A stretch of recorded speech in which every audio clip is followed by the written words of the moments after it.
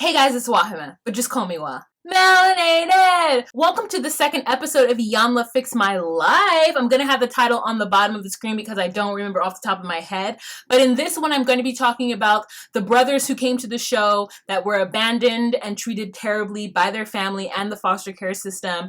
And I'm not quite done with my makeup look, but I am going to show you guys how to do this head wrap in this video. And we're going to talk a little bit about this family and how brave they were to come onto this show to get the healing that I think they sorely need and deserve. All right, so when we go in, I'm already going to have done half my face. So if you want to see the beginning of how I got my face done, you're going to have to watch the video. I will have it linked somewhere above or below or beyond or in the description box so you can see me review the first episode that had nothing to do with this episode, but the first episode that aired on March 10th of 2018 with Iyanla Fix My Life. All right, you guys, let's get into this episode of Iyanla Fix My Life. This was a great part one of an episode. Girl! So we have what once was 7 brothers whose names all start with an M. And then there's a sister too, but she's waiting to bring the sister in. So this family has gone through such trauma and such strife. So we have 7 brothers, one of which whom died, so now we have 6 brothers, and then one of those which is in prison for life, so now we have 5 brothers.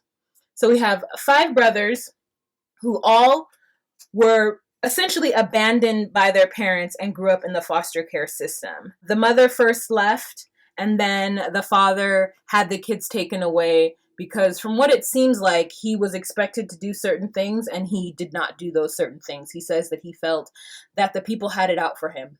The caseworker had it out for him. But anyways, I'm getting ahead of myself. So we have these brothers. One of the brothers, the second to youngest brother, I believe, wrote into the show, or the youngest brother, wrote into the show saying that he needed healing for his family. And boy, did he. So these boys are born into a house of chaos.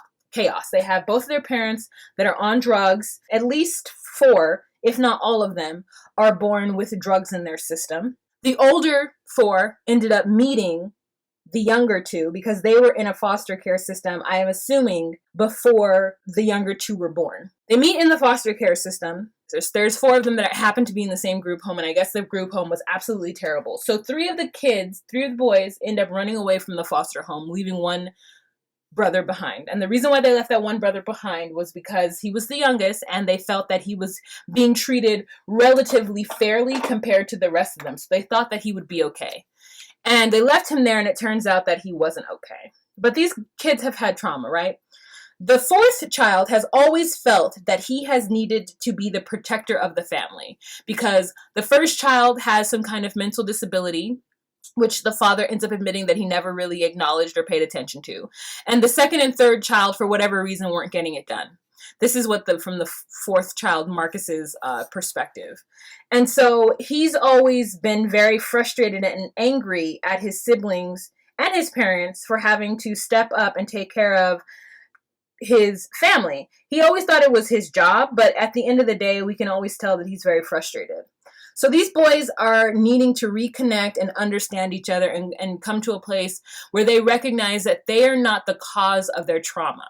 They are not responsible for what happened to them, and they did the best that they could with the tools given. And I think Iyanla did a very, very good job with explaining that to them. And I think that this kind of situation is well within her wheelhouse to be able to help, at least start to help fix these individuals. She's not going to be able to fix them all the way because they all need their own individual assistance. But as long as she's able to help them to understand that as brothers and as people who've gone through a similar situation, they have more in common than just blood and circumstance.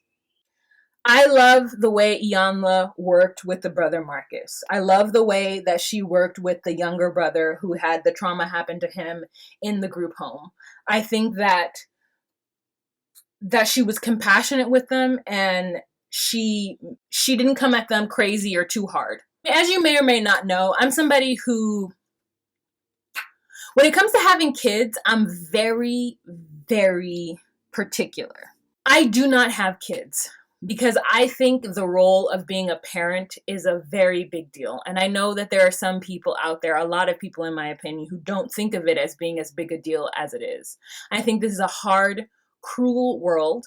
And to bring a child into it, you need to have things in order to prepare them for it. I think that it needs to be something that's planned out. And I know that you always can't control those things. I understand that 100%. But the irresponsibility that some people exude when they have children is so astounding to me that I'm unable to be unbiased in this situation. I think that we have a society, a patriarchy, who leads us to believe that it is the woman's job to do everything with the kids. And when the woman fails, then it's her fault. So in this episode, the father attempts to blame the woman, his wife, for reason why things aren't going well. When Iyanla asks him why she left, he says he doesn't know, as though like everything was honky-dory and perfect at home and she just left. And then he says, well, even if she was mad at me, even if I slept around on her and did drugs and did all this stuff, why would she leave the kids? As though just crazy. And she's like, well, was she on drugs? I guess. What do you mean? Do you not know that your kids, if not 4 of them, all of them were born with drugs in their system? Well, I know she took drugs like a couple of times while she was pregnant. And I'm just like, oh, this is far gone. He is in a place for healing, and he can't even admit to Iyanla that his wife, the mother of his 7 children, was a drug addict. And that's why she left? Because she was on drugs? Like, as though she just was like, no, I don't want this life, and just left her kids. No, that's not what happened. It is people in denial are so weird to me. This whole situation just breaks my heart. And it's because of the way I feel about being a parent. I feel that it is a huge responsibility, and I'm always going to be on the sides of the children, always going to be on the side of the child. I'm always going to try to have compassion for the parent, but at the end of the day, I feel like you should not bring children into this world if you are not prepared to give up of yourself and give them the things that they require. That is always going to be my stance. Even if you think you are able to do that, or thought you were able to do it, if you get in it and you realize that, I'm not doing good at this, acknowledge that you're not doing good at this, and don't blame the child or your circumstances for your choices. The hurt that the brother Marcus felt towards this situation was just so heartbreaking to me. The hurt and how he blames himself. And he has 4 kids right now. And he talks about how he doesn't even matter in the grand scheme of things. Like his whole modus operandi is to take care of the brother. He's mad at his older brother because he felt, and I'm not even sure what even the situation is because they didn't even explain it well. I'm not sure. It's like very unclear as to what happened. So if you guys know what happened, please leave it down below because I'm not sure what the situation happened, but the brother ended up dying and Marcus feels responsible and also feels like Michael is the one who's responsible for it too because of the way it was handled. But everyone's trying to say like you can't hold Michael responsible because something is up with him. So you can't really hold him responsible for what happened in that situation. But at the end of the day, Iyanla's trying to get them to see that the whole situation is messed up to begin with. Nobody should have been carrying a gun anywhere to reconcile any situation. And so is one of the younger brothers. They're like, but it doesn't matter if he did that or whatever. You guys were still going there to cause trouble. So someone would have died and therefore someone would have gone to prison. So like, even if you're thinking that you could have somehow stopped the situation, you may not have. You may not have been able to stop the fact that something terrible would have happened to your siblings to begin with. That I think is what they're trying to delve into and talk about, just this broken family's desire to be together and to love and honor each other in what happened to them as youth. At the same time, being able to respect each other and talk about what actually happened and not blame each other because they were all children and victim in this scenario. And I really want to know what it's going to be like when they involve the sister, because there's a sister that they haven't brought in yet. And when they involve the mother, because they haven't brought the mother in yet. They brought the father in for the very tail end of it. And we already know that's going to be an uphill battle. There's this scene where they give us a bit of what's going to happen in next episode. And all the guys are sitting around and the dad walks in all cool. And I'm just like, no, you should be walking in with your head held down because you failed. You know, sometimes your best isn't good enough. But acknowledge that. I will say a couple of things though. Iyanla loves herself in alliteration. She's like fortitude, fight, foothold. You know, she loves an alliteration. I really liked her outfits in this one too, except for the red one that looked like it was like red leather and fire. I wasn't feeling that outfit. I really like the exercise that she did with the boys to have them build that shelter together. And it was a really, really good metaphor. I just think this is such an interesting story. I think that, you know, the way that crack hit the Black community, I'm not a conspiracy theorist. You know what I'm saying? I don't subscribe to craziness like that. But the way that crack hit the Black community, I know they pumped it into the cities. I know they did. I know they did. They did. They did it. There's no way. I know they did. They did this to us. It was cheap. It was a crazy high. They did this. It's easy to make. Like, I mean, it makes me so angry because I don't think there's one Black person, I mean, there might be one, obviously, who can say that crack hasn't affected their family in some way. Maybe not their immediate family. Somebody in their family has been negatively impacted by crack cocaine. And it is just so hard. It's so hard. So many children are raised by their grandparents due to crack cocaine.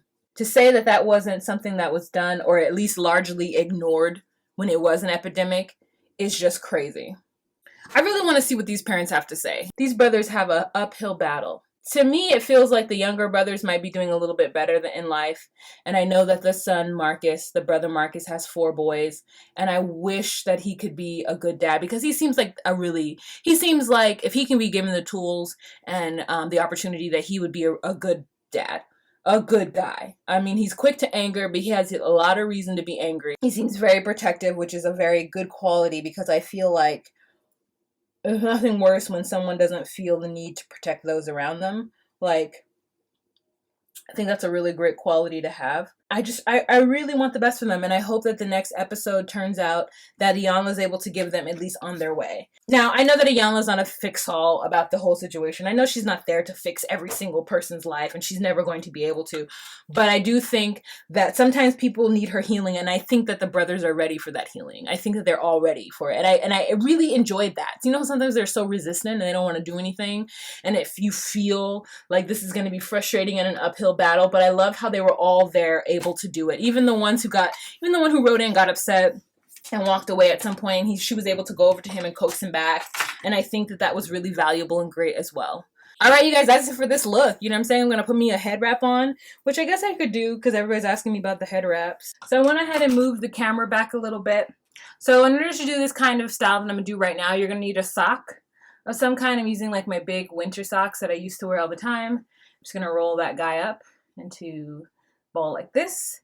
I have my wig cap on to protect my hair from the cotton of this. I'm using a Wrap.life head wrap. It's quite large. Put this on first. Then take this and just kind of put it in and just place it about where you want your like height to be. The top of your head more towards the front. And then you gather the ends and you bring it together. And I usually go over and then under. So I gather the ends, right? Cross it. This is over. And it's that same one goes under and comes through like that.